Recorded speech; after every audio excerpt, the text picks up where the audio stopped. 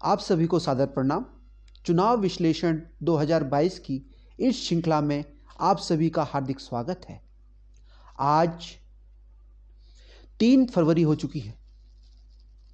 14 फरवरी को मतदान होना है। कुछ ही दिन मतदान के लिए शेष हैं। कल तक जो चुनाव प्रचार काफ़ी गति पकड़ चुका था, परंतु आज बारिश ने उस गति को रोक लगा दी है। उत्तराखंड की पहाड़ियों पर बर्फबारी भी जमकर हो रही है और इस बर्फबारी के बीच भी प्रत्याशी चुनाव प्रचार करने के लिए बर्फ के बीच में ही घर घर जा रहे हैं। खैर, प्रत्याशियों को तो अपना काम करना है, मौसम को भी अपना काम करना है। कोई चीज किसी चीज से नहीं रुकती।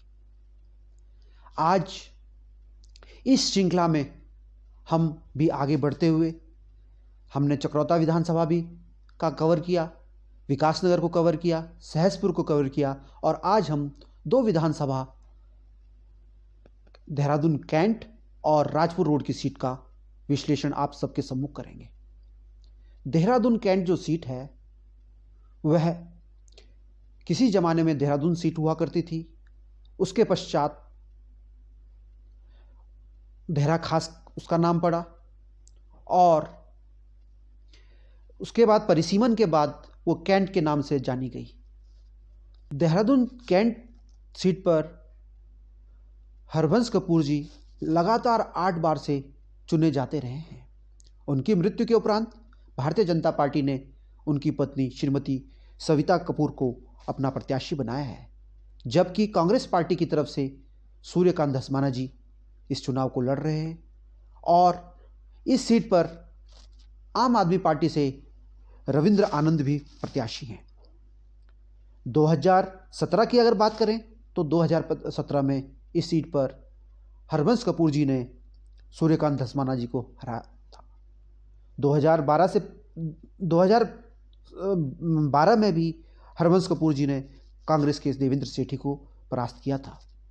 यह सीट परंपरागत रूप से भारतीय जनता पार्टी की सीट रही है। अब हम बात करते हैं राजपुर रोड की सीट। राजपुर रोड की सीट वर्तमान में अनुसूचित जाति के लिए आरक्षित सीट है। इस सीट पर भारतीय जनता पार्टी ने खजान दास जी को प्रत्याशी बनाया है, जबकि कांग्रेस ने राजकुमार जी को प्रत्याशी बनाया है और आम आदमी पार्टी ने श्रीमती डिंपल सिंह को अपना उम्मीदवार बनाया है। इस सीट पर भी 2017 में भारतीय जनता पार्टी के खजान दास चुनाव जीते थे। उस समय उन्होंने कांग्रेस के राजकुमार जी को परास्त किया था। 2012 में इस सीट पर कांग्रेस के राजकुमार जी विधायक बने थे और उन्होंने भारतीय जनता पार्टी को के रविंद्र सिंह कटारिया को परास्त किया था। इस प्रकार 2012 के बाद की बात करें तो एक बार कांग्रेस और एक बार भाजपा की यह सीट रही है। आज हमारे इस चुनावी विश्लेषण में इन 2 सीटों का विश्लेषण किया जाएगा और इस विश्लेषण को आगे बढ़ाने के लिए मैं आमंत्रित करता हूं राजनीति के जानकार श्री अरविंद किमोठी जी को कि वे भी इस पर अपने विचार प्रस्तुत कर हमारा मार्गदर्शन करें। आदरणीय किमोठी जी।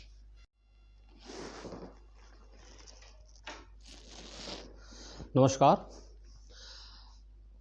आज हम विश्लेषण कर रहे हैं कैंट विधानसभा और राजपुर रोड विधानसभा। कैंट विधानसभा को अगर हम देखें तो यहाँ पर भाजपा की ये एक परंपरागत सीट रही है। स्वर्गीय श्री हरबंस कपूर जी यहाँ पर काफ़ी लंबे समय तक उत्तर प्रदेश के ज़माने से और उत्तराखंड बनने के बाद भी लगातार भाजपा के विधायक रहे और वो उनका एक बहुत बढ़िया जनाधार उस क्षेत्र में था। पंजाबी बहुल सीट भी थी वो। उनका जो कार्य पद्धति थी, आम आदमियों के बीच में बैठना, इन सब का उन्हें लाभ लगातार कई वर्षों से मिलता रहा। इस समय की अगर हम बात करें तो भाजपा ने उनकी पत्नी श्रीमती सविता कपूर को दावेदार बनाया है और कांग्रेस ने सूर्यकांत धस्माना जी को वहाँ से मैदान में उतारा हुआ है।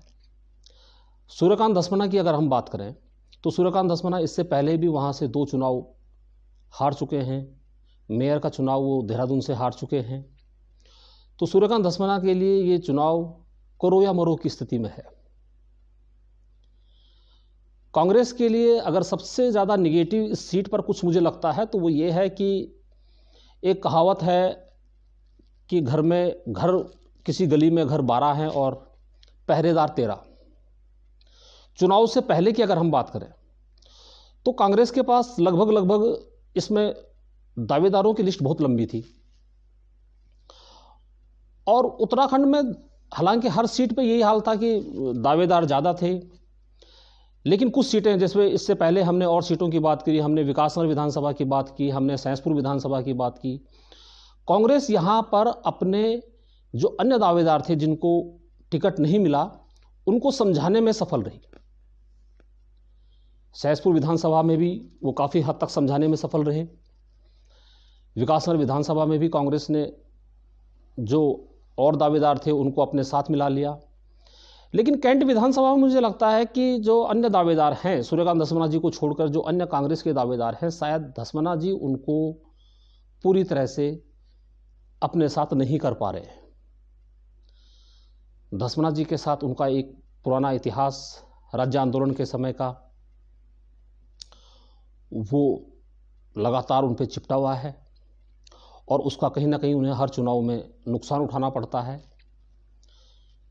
सविता कपूर जी को निश्चित बात है कि भाजपा का तो फायदा मिलेगा, उसको छोड़कर भाजपा का जो परंपरागत वोट है वो कहीं ना कहीं श्रद्धांजलि के तौर पर हरवंश कपूर जी को श्रद्धांजलि के तौर पर वो वोट मिलने की उम्मीद मुझे लग रही है। और मेरा मानना यह है कि कैंट विधानसभा में कुल मिलाकर के इस समय भाजपा कहीं ना कहीं कांग्रेस पर भारी पड़ रही है।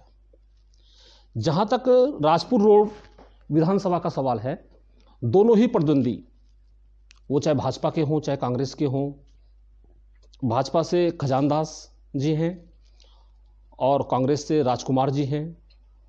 दोनों ही पूर्व में विधायक रह चुके हैं, उसी सीट से दोनों ने प्रतिनिधित्व किया हुआ है। लेकिन मेरी जहाँ तक समझ कहती है, राजकुमार जी कहीं ना कहीं चुनाव प्रचार में इस समय खजानदास जी से पिछड़े हुए हैं।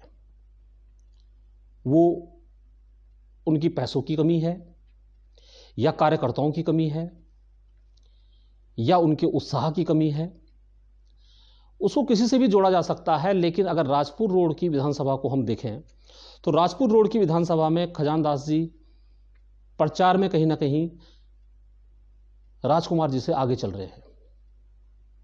और तीसरी प्रत्याशी वहाँ पर आपकी शायद डिम्पल यादव हैं, डिम्पल सिंह हैं। तो डिम्पल सिंह शायद अपनी उपस्थिति वहाँ पर दर्ज करा पाए और बहुत कम वोटों में सिमटने की मुझे उनकी उम्मीद लग रही है। धन्यवाद किमोठी जी, आपने बहुत ही सटीक तरीके से इन दोनों विधानसभाओं का विश्लेषण किया। इसमें कोई भी शिकवा नहीं है और कोई भी भ्रांति नहीं है कि देहरादून कैंट की सीट भाजपा के लिए बहुत आसान सीट है और इस समय भाजपा कार्यकर्ताओं के लिए एक श्रद्धांजलि शब्द जो आपने कहा था, वास्तव में श्रद्धांजलि ही है और ये देखना है कि कितना मार्जिन रहता है। बहुत ज़्यादा मेहनत करने की ज़रूरत नहीं है। और इन दोनों सीटों की जहाँ तक बात करें, राजपुर रोड की सीट हो या देहरादून कैंट की सीट हो, दोनों सीटों पर राष्ट्रीय मुद्दे हावी हैं और राष्ट्रीय मुद्दों का लाभ निश्चित तौर पर भारतीय जनता पार्टी को मिलने की संभावना नज़र आ रही है। जहाँ तक राजपुर रोड की सीट का सवाल है, दोनों ही प्रत्याशी एक बार चुनाव जीत चुके हैं। जहाँ तक भारतीय जनता पार्टी के प्रत्याशी का सवाल है, उनके व्यक्तित्व में, उनके सामाजिक कार्यों में, उनके राजनीतिक जीवन में बहुत ज़्यादा सुधार हमको देखने को मिलता है। जहाँ तक भी भारतीय जनता पार्टी के बड़े बड़े कार्यक्रमों के मंच संचालन हो, वहाँ खजानदास जी आपको अग्रणी भूमिका में नज़र आते हैं।